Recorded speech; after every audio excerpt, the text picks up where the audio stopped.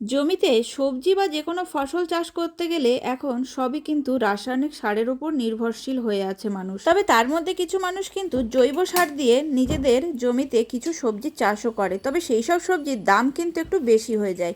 তবে খুব বেশি চাষ করতে পারে না, কারণ সেইভাবে দাম দিয়ে সবজি কিন্তু কেউ কিনতেও চায় না। যতটা কম দামে কেনা যায় ততটাই ভালো, তাই চাষিরাও আর জৈব সার না দিয়ে রাসায়নিক সার দিয়েই সবজি করছে। এছাড়া কীটনাশক তো আছেই, কীটনাশক না দিলে কোনো সবজিই হবে না, একটু লাভের জন্য সেটাই করতে হচ্ছে।